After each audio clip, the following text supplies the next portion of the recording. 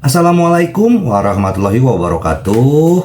Apa kabar sobat Sopter semuanya? Semoga kalian semua dalam keadaan sehat jasmani dan rohani, tidak kekurangan satu apapun. Oke, kita lanjutkan saja ceritanya.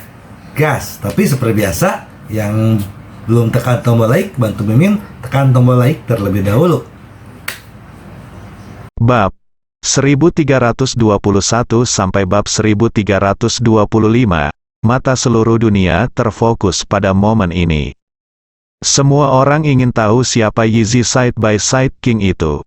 Terutama orang-orang seperti Chen Wudao dan musuh Daxia ingin tahu lebih banyak lagi. Siapa ini? Seberapa besar ancaman dan bahaya yang akan ditimbulkannya terhadap mereka? Jadi untuk ini mereka harus tahu siapa Raja Satu Kata berdampingan.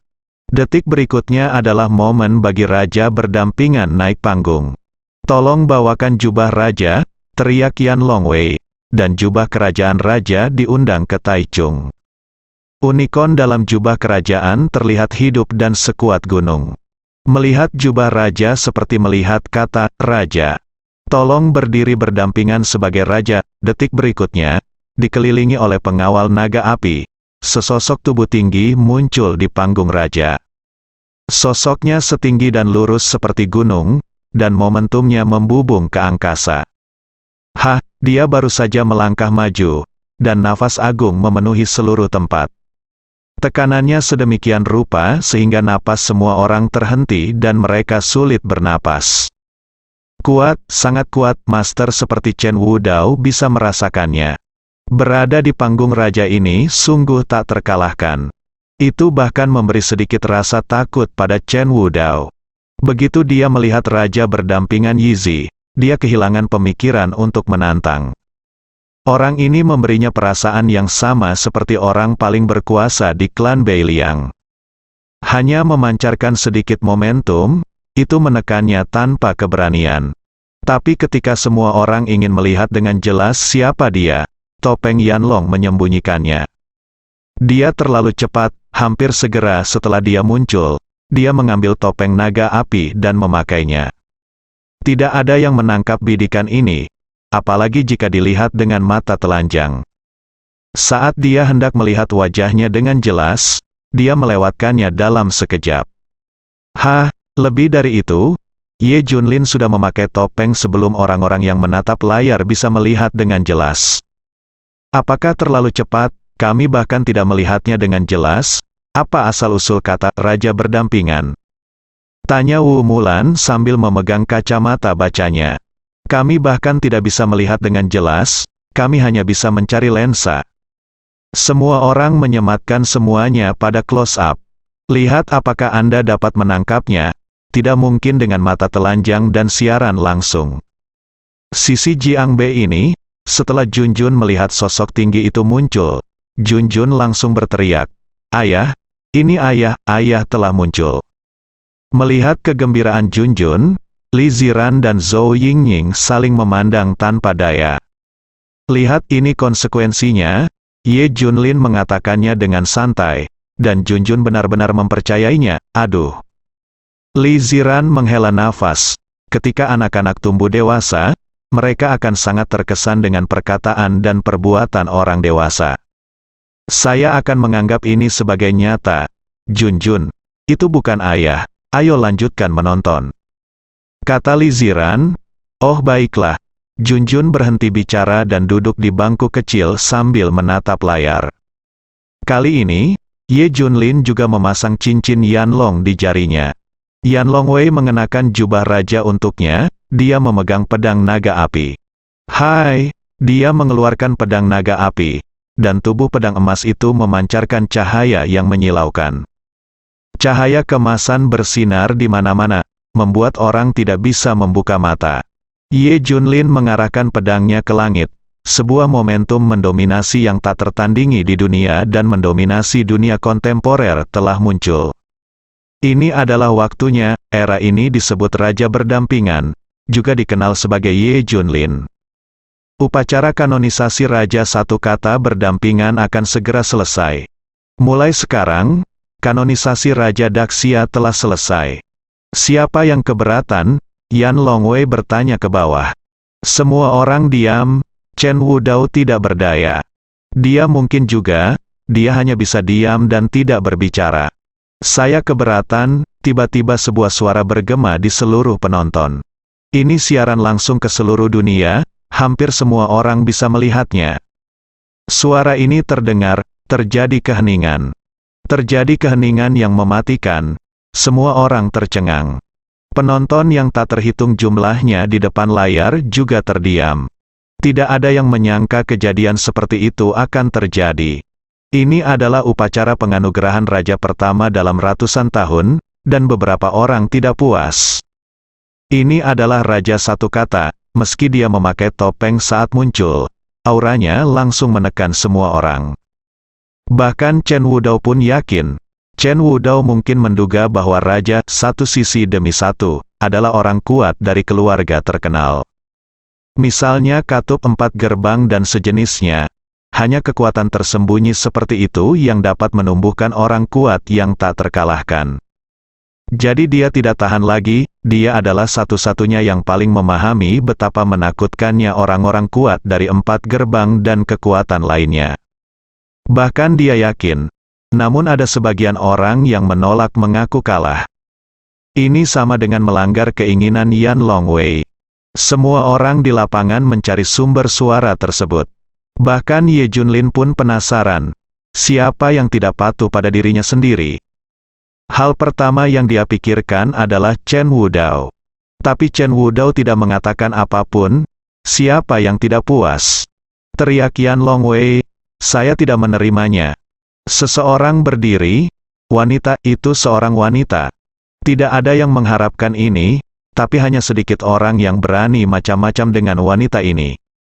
Karena dia adalah salah satu dari 3 pasukan utama Daxia, pemimpin tentara tembok besar, yang sama terkenalnya dengan Brigade Besi Kunlun dan tentara Shuro. Dia tidak terkenal secara internasional, tapi dia terkenal di Daxia. Dia juga satu-satunya dewi perang perempuan, hanya saja keunggulannya dikaburkan oleh Ye Junlin dan Chen Wudao. Jangan beri dia ruang untuk berkembang, sehingga hingga saat ini belum banyak orang yang mengetahuinya. Tapi tak seorang pun yang mengenalnya berani mengabaikannya. Termasuk Chen Wudao, tentara tembok besar terkenal dengan darah besinya. Sebagai pemimpin, dewi perang wanita bahkan lebih mendominasi dan berdarah besi, dan merupakan Shuro wanita yang terkenal. Kalau tidak, bagaimana Anda bisa memimpin tim berdarah besi seperti itu? Medan perang selalu menjadi dunia laki-laki, dan menunggang kuda dengan senjata adalah romansa laki-laki. Hampir tidak ada wanita yang terlihat, tapi seorang wanita bisa menang di antara ribuan tentara dan menekan segala penjuru, yang menunjukkan betapa menakutkannya wanita ini. Namanya Fan Shengnan, arti nama itu sangat sederhana. Keluarga berharap dia lebih kuat dari pria. Yang paling penting adalah Fan Shengnan memiliki usia yang mirip dengan Ye Junlin, yang bahkan lebih menakutkan. Seorang wanita semuda itu bisa menjadi dewa di medan perang. Sangat menakutkan, semua orang tersentak saat melihat Fan Shengnan muncul. Dia hanyalah seorang wanita besi di medan perang. Anda berani berdiri saat ini, ketika Chen Wudao melihat itu adalah dia. Ekspresinya menjadi sedikit aneh, seolah dia sedang memikirkan sesuatu. Fan Shengnan tinggi, dengan tinggi 175, wajah yang sangat dingin.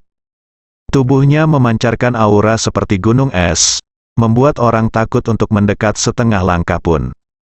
Ye Junlin sebenarnya tidak mengenal Fan Shengnan.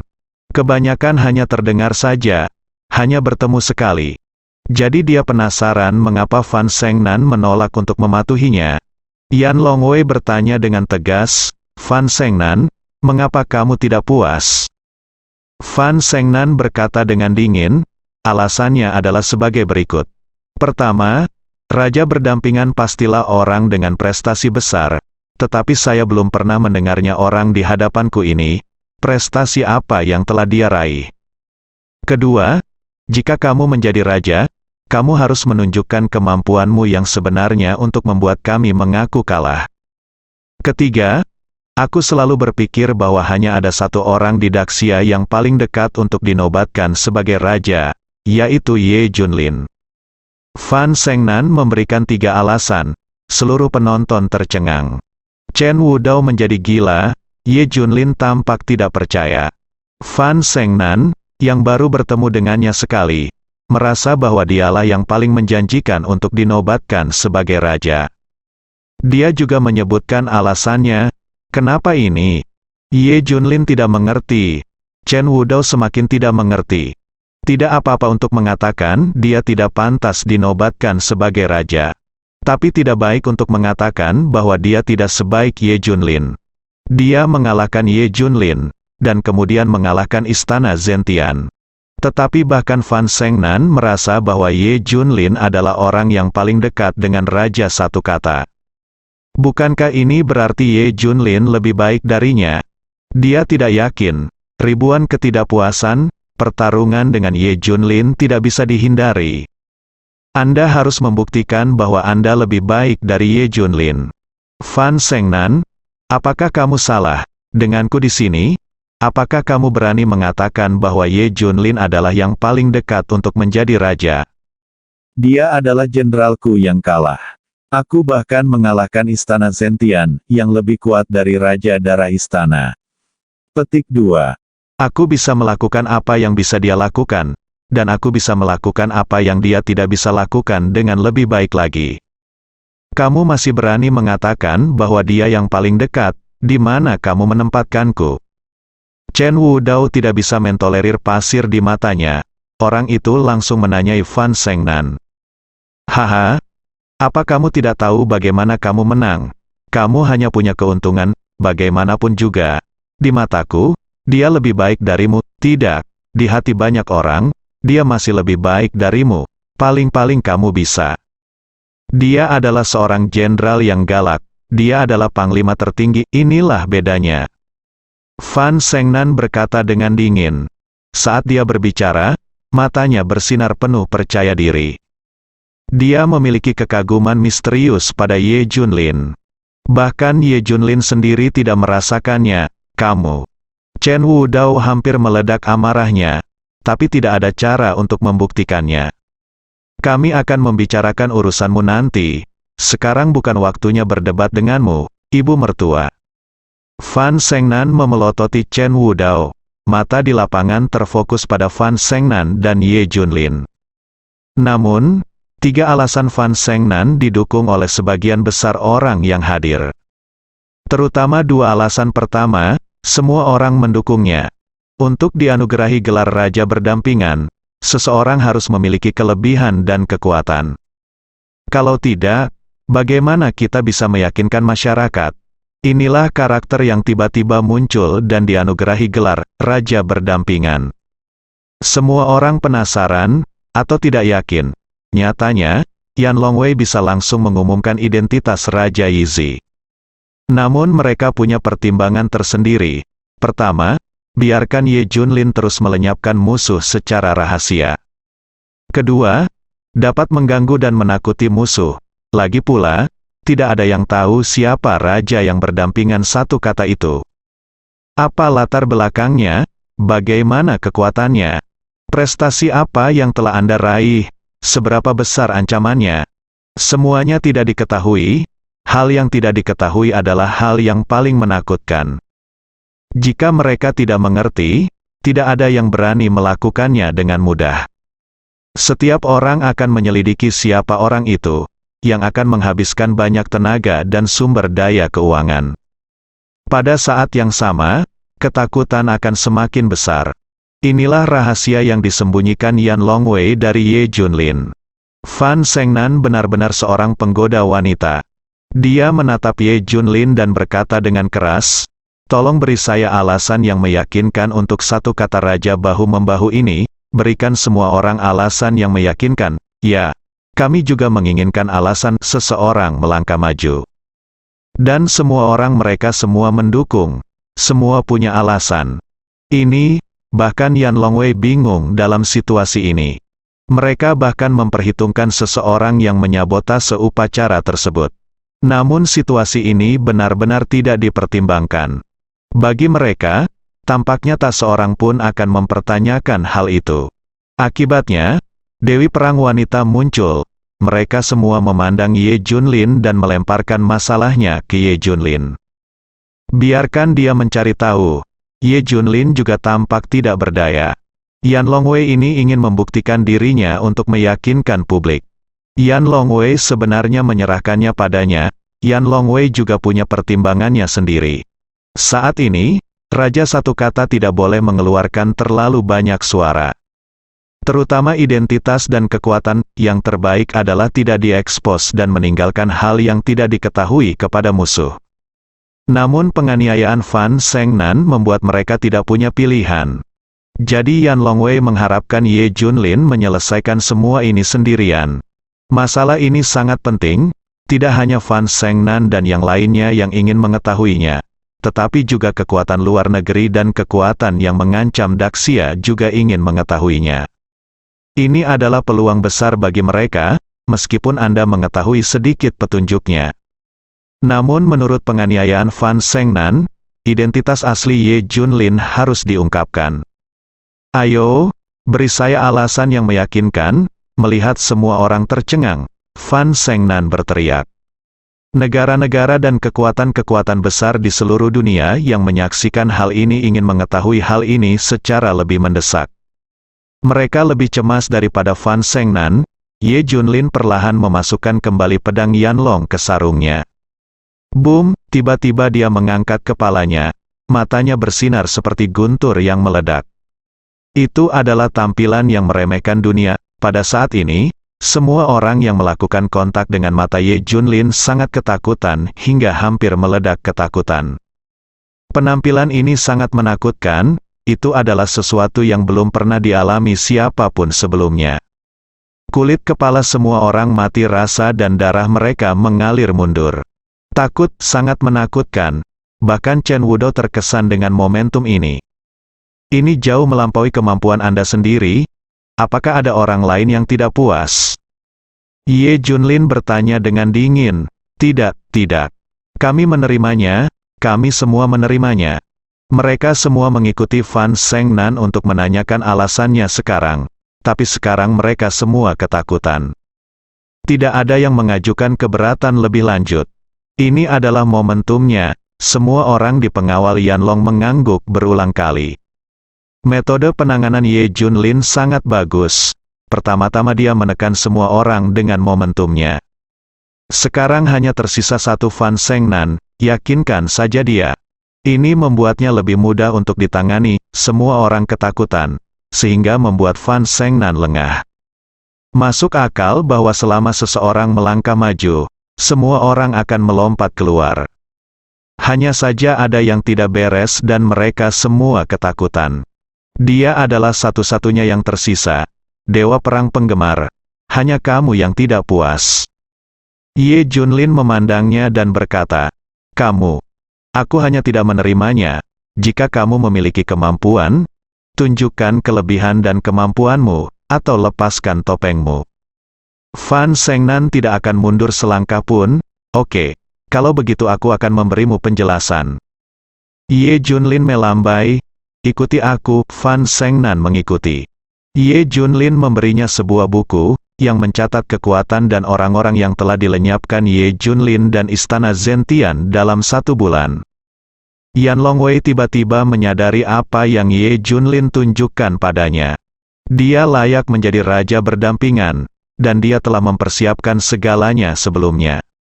Saat ini, semua orang yang hadir bernapas dengan cepat dan tidak sabar untuk mengetahui apa yang ada di dalam buku. Pasukan dan negara-negara luar negeri semakin menginginkannya. Hanya saja ini merupakan hal yang dirahasiakan, dan wajar saja tidak akan muncul di kamera. Ho Chi, Fan Shengnan terengah-engah dan selesai membaca buku prestasi. Pakaian, layanan bermodal besar. Prestasi dalam buku prestasi ini saja sudah cukup baginya untuk dinobatkan sebagai raja. Tapi siapa yang berada di balik topeng ini? Fan Shengnan sangat penasaran. Tapi ini tidak penting lagi, yang penting dia terkesan. Tidak peduli siapa dia, saya yakin, saya minta maaf. Fan Shengnan dapat mengambil dan melepaskannya, dan mengambil inisiatif untuk mengakui kesalahannya. Apa? Setelah mendengar kalimat ini, ekspresi semua orang yang hadir berubah drastis. Dewa Perang penggemar, apa sebenarnya yang kamu lihat? Inilah yang membuat semua orang penasaran. Konten seperti apa yang sekilas bisa membuat God of War yang nakal itu yakin? Fan Zhengnan melirik semua orang dan berkata, rahasiakan. Sejak dia melihat buku prestasi, dia mungkin mengetahui rencana Yan Longwei. Jika Anda ingin tahu, tidak apa-apa, ikuti saja contoh saya dan lihatlah jika Anda tidak yakin. Fan Zhengnan berkata dengan dingin. Ye Junlin menggema, ya, siapapun yang tidak puas dengan saya bisa datang dan menemui saya. Mata Ye Junlin yang tajam dan mendominasi menyapu wajah semua orang. Tak seorang pun di antara penonton yang berani mengajukan keberatan. Sekalipun saya punya ide, saya tidak berani mengatakannya dengan lantang. Takut, semuanya ada di sini, jika kamu ingin melihatnya, datang ke sini. Ye Junlin tiba-tiba merendahkan suaranya dan berteriak kepada semua orang. Semua orang melihat daftar prestasi di atas panggung dari waktu ke waktu, tetapi tidak ada yang berani melihat ke atas. Oke, kesempatan diberikan kepadamu. Simpan barang-barangmu, kata Ye Junlin dingin. Pada akhirnya tidak ada yang melihat lagi. Yan Longwei memandang Ye Junlin dengan kekaguman yang semakin besar. Serangan mendadak Fan Zhengnan ternyata hanya sebuah kecelakaan. Tapi dia diselamatkan oleh Ye Junlin. Tak hanya itu, ia juga membingungkan dan menakuti musuh. Karena tidak seorang pun kecuali Fan Zhengnan yang tahu apa itu buku prestasi. Ini akan menutupi Ye Junlin dengan selubung yang lebih misterius. Lebih membingungkan lagi, tindakan Fan Zhengnan ini benar-benar meningkatkan efeknya. Kalau begitu aku nyatakan bahwa upacara penganugerahan raja telah selesai, mulai sekarang, aku akan menjabat sebagai raja. Jagalah kota utara, lindungi Daxia dan promosikan prestise negara kita. Dengan cara ini, upacara penganugerahan raja berakhir. Raja Daxia telah muncul, seluruh negara di Daxia merayakannya. Tetapi moral ratusan negara di luar negeri sangat berkurang. Untuk waktu yang lama di masa depan, mereka hanya akan mencari tahu siapa raja berdampingan Yizi itu. Upacara telah selesai, dan raja berdampingan Yizi telah menghilang. Hal ini menggagalkan rencana mereka yang ingin mengenalnya. Dalam perjalanan Fan Zhengnan pergi, dia dihentikan oleh Chen Wudao. Apa yang akan kamu lakukan? Dari segi posisi, kamu sedikit lebih tinggi dariku. Aku tidak takut dari segi kekuatan. Aku bahkan tidak terlalu takut. Datang dan bertarunglah jika kamu mau. Fan Zhengnan memelototi Chen Wudao. Chen Wudao mendengus dingin. Tidak, saya tidak memukul wanita. Saya datang kepada Anda untuk hal lain. Apakah Anda ingin tahu apa yang saya lihat? Tanya Fan Zhengnan. Chen Wudao menggelengkan kepalanya. Dia yakin akan satu kata raja yang berdampingan. Jadi dia tidak peduli dengan apa yang dilihat Fan Zhengnan. Tidak, ikut aku dan cari kenalan, oke. Fan Zhengnan mengikuti. Tanpa diduga, kenalan ini adalah Ye Junlin. Ye Junlin. Bahkan Fan Zhengnan berpikir aku tidak sebaik kamu. Baiklah. Aku akan memberimu tantangan. Selama kamu pulih, aku pasti akan menantangmu. Kalahkan kamu untuk kedua kalinya. Saksi Fan Dewa Perang. Lanjutkan saat kamu turun. Aku akan melakukan segala kemungkinan untuk mengembalikanmu ke puncakmu. Chen Wudao tidak tahan dengan nada ini. Dia harus memberitahu Fan Zhengnan dan yang lainnya bahwa dialah yang paling dekat dengan Raja Satu Kata. Bukan kamu Junlin, lupakan saja. Kamu bukan tandinganku. Tidak ada gunanya mengalahkanmu. Ye Junlin tampak acuh tak acuh. Ye Junlin terlalu lancang. Jangan lakukan apapun yang kamu inginkan meskipun kamu cacat. Apakah kamu benar-benar berpikir kamu bisa menjadi lawanku? Teriak Chen Wudao dengan marah. Seven Kills dan beberapa orang bahkan lebih marah. Tapi Fan Zhengnan memandang Ye Junlin dengan ekspresi yang rumit. Terakhir kali kita mengucapkan selamat tinggal dengan tergesa-gesa tanpa mengucapkan sepatah kata pun. Dan sekarang kita bertemu dengan cara ini. Namun, saya yakin Anda akan menjadi lebih baik. dan saya akan melakukannya yang terbaik untuk membantumu pulih. Saya masih berpikir Anda lebih baik daripada Chen Wudao, bersambung.